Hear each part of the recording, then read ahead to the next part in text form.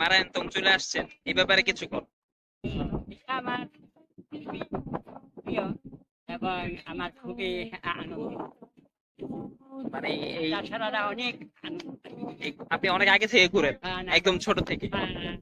মনে করেন পাকিস্তান বিরোধের থেকে। তো এখানে এখানে কি মানে আরো আগেও আসছেন? কেমন লাগতেছে? আচ্ছা, সবকিছু মিলে ভালো লাগতেছে। রাত্রে তো এখানে থাকবেন। যাক, ঠিক আছে।